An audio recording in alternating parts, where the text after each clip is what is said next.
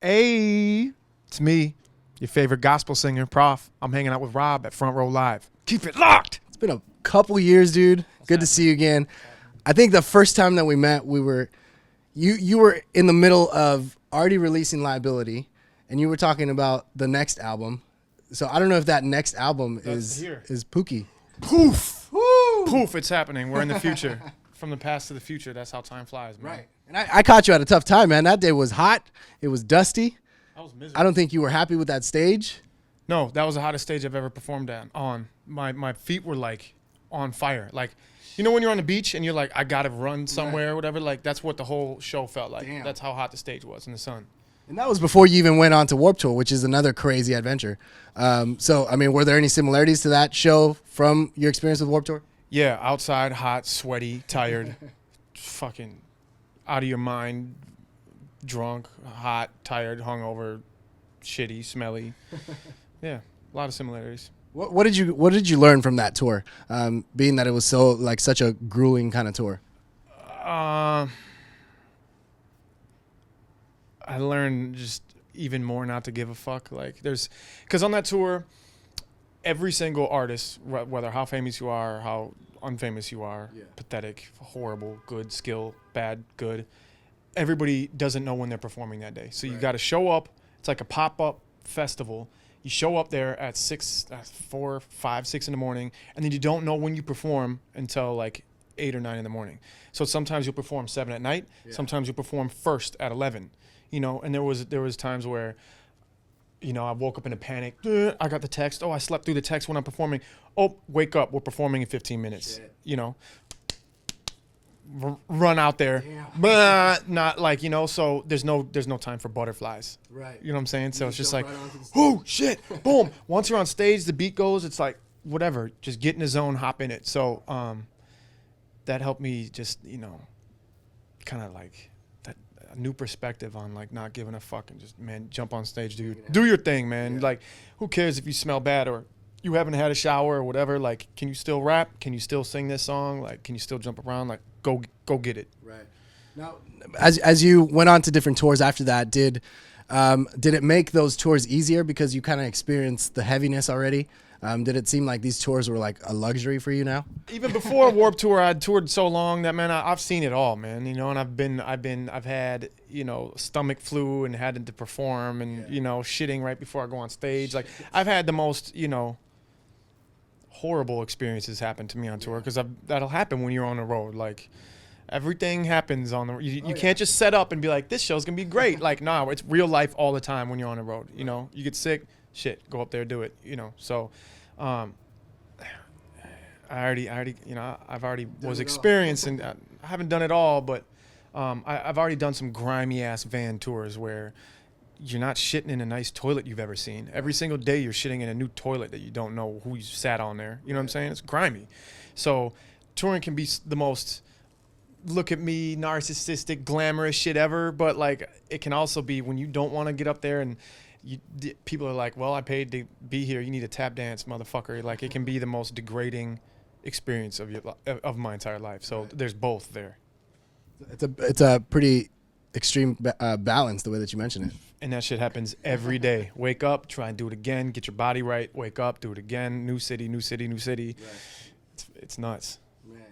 And on top of that, you've experienced a lot of injury. I remember you were telling me about surgeries that you had to go through. Still, oh man, did you get a new one? No, this is old. Can you see that? Shit. That was one of the first joints there. That actually, I had to get that right after a MURS tour. Damn. Yeah. Okay. Welcome to Pay Dues. That was like a 2-month tour. And that was your first time meeting MURS, actually, right? I think that's what he had mentioned. Yeah. Now that you mention it, yeah, it feels like I've known MURS forever. Yeah. Like, it feels like I've known him for over a decade, but I guess that was the first. Yeah, that was the first time I met him, and yeah, that was a 2-month tour, and like my leg was basically broken. You know what I'm saying? And that was some shit. Yeah. So that was already before Warped Tour. So I'd experienced a lot of stuff. Right. Yeah. Right. Now, speaking of Murse, I was just with him a couple of days ago. We were talking about the collaboration you did with him, and you know how it took quite some time for you guys to finally get on a track together. He said this was the right track for you in it. It was the right sound. It was threat everything for you in it. Tell me about your experience with this track with Murse. I don't know. He was like, "You want to do a song?" Like, he actually gave me another beat 2 years ago or something like that, and I got it on the road, and I remember listening to it like, "Whoa!" It was some crazy techno shit, and I was like, "I like this," and then I had to go to a restaurant or an interview or sound check right afterwards, and I was like, "I'm definitely down," and then I completely spaced it on that one, like, and then like 4 months later it came out, and I was like, like, I was like, yeah, I'm on it. And I didn't get back to him. And then, 4 months later, I hear the song out. And I'm like, made me feel bad. Damn. So I heard this one. He gave me this one. And I was like, usually all my homies are like, let's get on the track. I'm like, I hope it's good, because I don't like writing to like beats that I don't really like. And it's just like more work. And but I heard this beat and I'm just like, I just easily start freestyling and shit. I'm like, I want to do this right now. I want to record right now. Yeah. And so that was one of my personally one of my favorite verses I've done in a while. It's like super sarcastic and dark and yeah. Right. And this album, like as we had mentioned earlier, I mean, this album for him was more of a personal record, but it was also the first time really working with Seven, a new producer for him. So did that come to mind for you at all? Because you haven't worked with Seven yet either until this show, this song. It didn't come to mind at all. I was like, "Whoa, this beat's dope," and I just wrote to it. You just spoke to you. You just want to jump. Yeah, but I've heard of Seven and through like Mac Lethal even like years and years and years ago, and I know Seven's been on Strange doing his thing, and so then after I wrote to it and I'm like, yeah, it's popped up that Seven made it. I was like, of course, of course he did. So it's a dope song. I like it. Yeah, no, I mean, congratulations on that track. Now, congratulations on the record that's about to come, April 13th. It's called. Pookie Baby. Yeah. Pookie Baby, April 13th. Long time in the making. Yeah. Let's talk about this record. Going into the studio, who did you produce with? I know Liability, Ant was part of it as well, and there was other producers that you had on Liability. But who was involved with this record? It's just a bunch of fucking dudes doing their own thing that you probably never heard of that are incredibly talented and you probably will hear of going to into the future. A collection of dudes. This record, previous records I've just picked from the sky. I like this, I like this, I like this guy, and it's just been really complicated and stuff. And the contracts are all fucked up, and it takes forever to people to sign it, and it's a mess. People are like, why isn't your album out? It's like, just legally now, even though we're not making any fucking money off selling records still, like no one is, maybe besides Tech Nine and then Atmosphere and then the radio joints. But like for us, it's like, we're not even making money off of it, and we just get caught up in this stuff. So for this project, I flew 3 of my favorite beat makers to Minneapolis from all across the country. Okay. Well, one of them lived in Minneapolis, so he didn't fly. Curtis King, I don't know if you've heard of that dude from San Bernardino. Yeah. I think we kind of talked about him last time for Liability. You flew him out as well. No. Someone from LA you had flown out, or OC. That was for this record, probably. Do you think it was that long ago that? Damn. Yeah. It was like 2 years ago. Yeah, that's right. Yeah. So, shit. So that happened that long ago. This record has taken so long to put out, and I was just in a previous interview, and she was like, "Why? Dude, why you taking so damn long, man?" Shit, I don't know because, right after I dropped Liability in November, and then in January I flew all these beat makers together, and like I tried to do some like, I was picking and plucking all these different sounds and trying to be like the master producer for this record, and I thought I was gonna like turn around like that. 2 years later, 2.5 years later, here we are. It's almost out. So I don't know what fucking question you just asked or what. The producers, you were flying producers out. Curtis King was one of them. Curtis King. I don't know where he lives right now. San Bernardino, LA area. He's kind of cracking on YouTube. And then Jordy Bangs. Okay. He keeps on changing his name. I'm like, it doesn't matter. Just keep on making good music. You know what I'm saying? It doesn't matter what the fuck your name is. Just don't change your number. We're good. Yeah. So Jordy Bangs or Jordan, and then Willy Wonka. Okay. Who's also going on tour with you? He's my DJ as well. There we go. Willy Wonka is my homeboy, so that's his T-shirt. Go get that shit. And so yeah, they made a majority of it, and a couple other beat makers here and there. So what was different this time around? We had already talked about this record 2 years ago.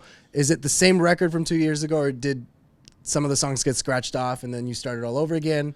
what really went on with the recording process? I mean, 2 years ago, I was probably working on it and working on the beats. So 2 years ago, I definitely had nothing written to it or anything like that. And now, obviously, it's done. Mm-hmm. So there's a difference there. And yeah, shit was scratched probably, you know, like in every record. But when I write my records, I don't make like 40 songs and pick 13 or 50 songs and pick 13. Yeah. Like, I usually only write like 20 to 25. And then they just slowly weed themselves out as I lose interest. So I'll write a verse and a hook to most every single one. And I'll be writing 8 to 10 songs at the same time. I hate sticking to one because I get tired and bored sonically. I like to jump back fresh and be like, ooh, you know? So I'm always jumping back fresh to all these beats that I'm juggling. And then eventually I'll be like, I'll listen to it again, like, oh, I don't really want to write a second verse of this one. Next, oh, I'll write a second verse of this one. And so, you know, there's usually like 5 or 6 just fall out naturally that way. Seems like your process just seems easy whenever you're like weeding them out.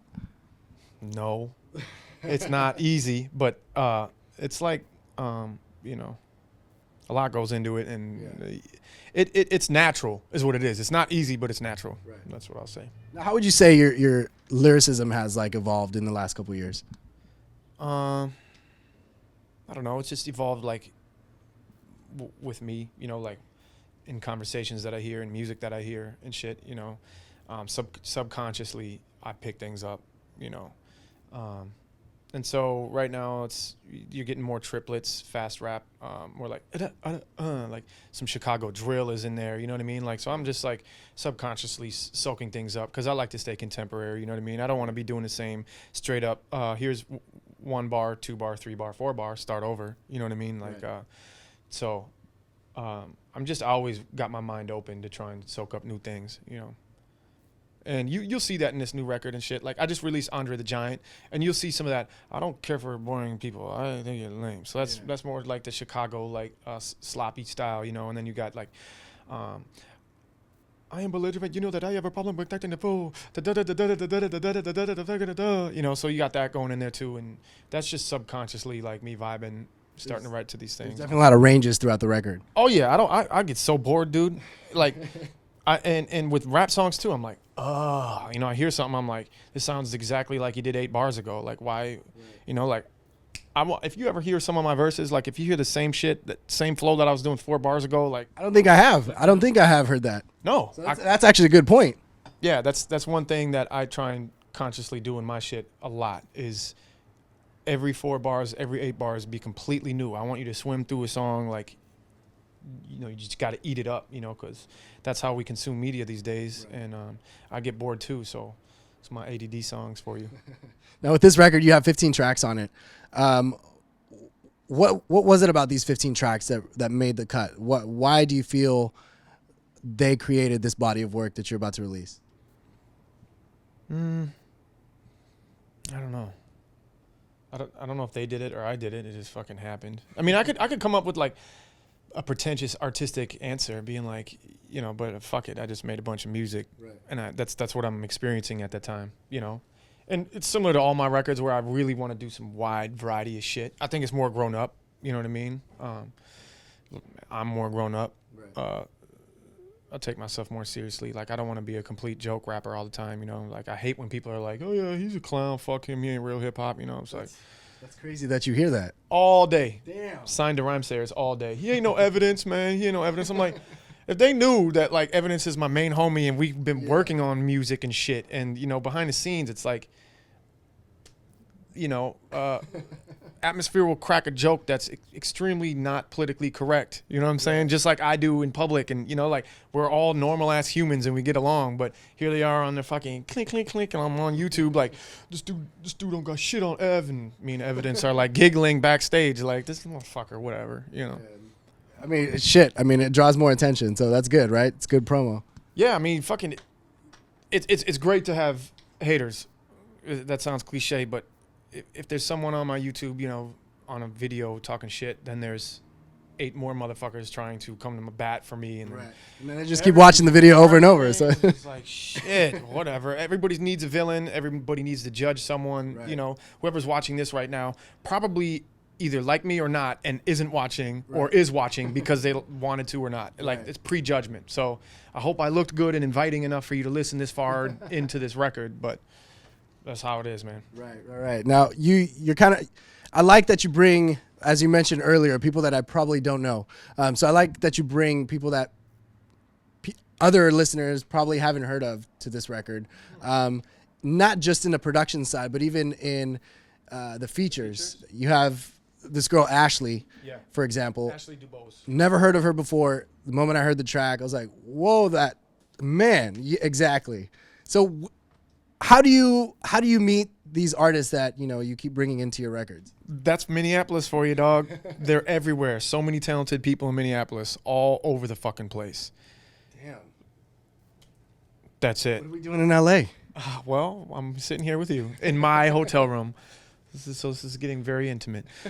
But you know, on this record, like, I would like to, you know, have Jay. I'm waiting on that verse. You know what I'm saying? Like, I would love some, you know, bigger guys out there. You like, I've been trying to get T.I. on my record because I'm a big T.I. fan. I think some of the songs that I've had would vibe with him, but it's like, sure, I'll like shoot out to my management to talk to his management, but that shit doesn't happen like that, you know?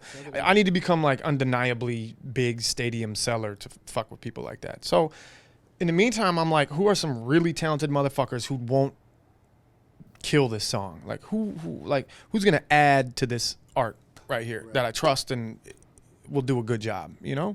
And they're fucking right in my backyard. So shit, you want to make some art? Let's go, you know? So Ashley Dubose was actually, she went pretty deep on the TV show The Voice. Okay. So there's some history there. I never really dug into it. I met her through friends, and actually I met her at a show at the Caboose in Minneapolis, and she went on. You know, I'm just do my diligence, and I want to stay connected to what's happening. You know what I'm saying, on the street level. Right. And I'm like, I heard. Skirt. I'm like, what the fuck? It was a big showcase with a bunch of rappers and all that. And I'm like, I wasn't really listening to anything. She grabbed my ear like, you know, and it wasn't like a cracking sold out show, you know. And I was just like, this motherfucker is incredible.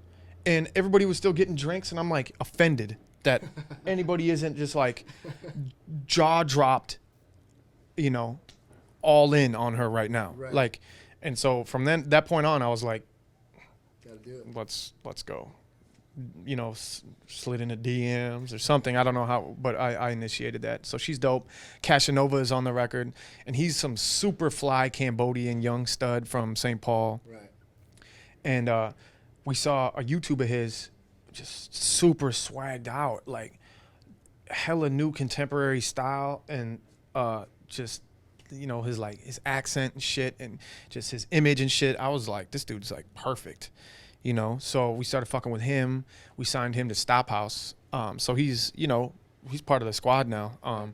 Totally good dude. Shout out. What up, Cash? If you're watching this, look up Cashanova too. He's got an incredible catalog, and we've been working with him on a new project too. So you can see that coming out soon. Nice. Yeah. I like that. You know, you're still somewhat making your name out there.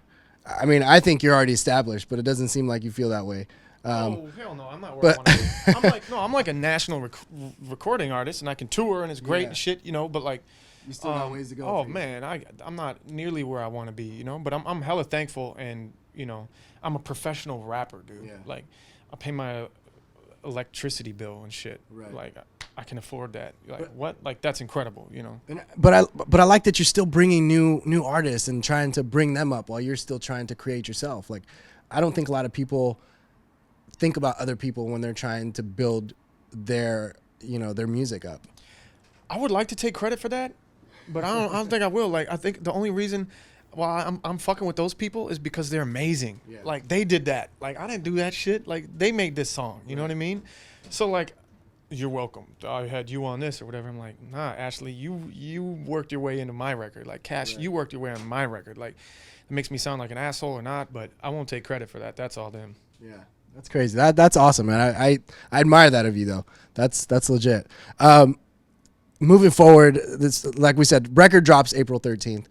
Then you're going on tour April 19th. It kicks off at Red Rocks. That's a big That's a big show. I've been wanting to go to Red Rocks forever. Never been? Never been. Have you performed there before? Yeah, I've been to Red Rocks 2 or 3 times, performed there. I think. Yeah, probably 2, 3 times. I don't know. Yeah, it's one of the most intimidating venues as like an artist, because usually as an artist you're on stage and people are down. Yeah. This thing, they're all up there on the mountain and you're on the bottom and everybody's looking down on you. So it's like a weird dynamic, you know. But it's one of the world's most incredible venues. Like, it really is as good as people say. Like, it's really hard to get to because it's up on this fucking mountain, and the hassle people go through to get up this motherfucker and find parking and shit. It's like, can't believe it. And then how huge it is, you know, like the stairs to get up this thing. I'm like, it's a big ass hassle, but it's the most beautiful fucking place. Yeah, it's the most beautiful venue like I've ever seen. What can we expect on this tour? I mean, what's new in your live show nowadays? Shit, more money. Like a better like more production, better production. You know what I mean? You come to a show in Minneapolis, like Prof Outdoors we do every year. Like in Minneapolis, a big outdoor show, over 4,000 people every year selling it out, and people still don't know about me all over the country. But like, who's selling? You know, that's a big draw. Yeah, right. So you see that, and the production's fucking crazy, and we plan it for months and months, and there's a theme, an outdoor theme, and there was like a story. Like this year we had like Nick Swartzen involved in like this play and shit. Like, it was crazy. But then you see me on the road, and like the past few years, if I'm headlining in like Tucson on a Tuesday, it's like, dude, I can only afford to bring this one little confetti stick. Pew! Yay, you know. So we're gonna more planning, bigger team, better show. We're just getting better and better, dude. Right. Really. Yeah, it'll be better and better. So for those that haven't heard of you yet, you know, what makes you so different from any other like rapper out there today? What do you feel it is? The reason I'm different is because I'm different. I'm a different person.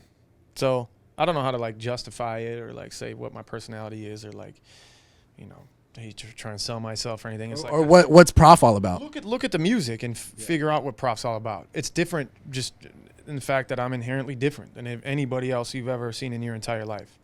And I'm guilty of it too. Like, I don't give people new shots until I hear them on the radio a lot of times, or a friend brings it to my face. But that's how it's happened with me, is people are like, you know, I haven't really gotten fans like this because, like, you know, I haven't got a lot of blog coverage, radio, anything. It's been, yo, homie, you need to listen to this shit. Like, and that's how it's been up to this point. And if it continues like that, all slow and shit, but it's still going up, I'm cool with it. You know, like Prof, me, Pookie Baby, it's just different because I am, you know. Right. It's my only answer. I mean, I'm wild. The live show is like kind of second to none. I think people have figured that out by now. And so I give my all into the live show, and the music and the product that we've been putting out for like videos and shit, especially as like an underground do-it-yourself company and stuff, have been pretty consistently fucking dope for 8 years now, you know. So, yeah. Definitely can't wait for the live show. You're going to be hitting the Roxy up, I think, in mid-April. I'll be at the Roxy April 25th. And real talk, I've personally invited John Stamos and Rosario Dawson. What? You got to bring them on a collaboration too then. I'm down. Make something happen. John, holler at me. Rosario, holler at me. Maybe they'll come, maybe they won't. We'll see. It's still a month away. Or whenever this comes out, whatever. April 25th, Prof at the Roxy. There you go. And April 13th, Pookie Baby drops. Pookie Baby. On Rhyme Sayers. Pick it up. Don't forget. Check them out if you haven't already. And thanks for watching on Front Row Live.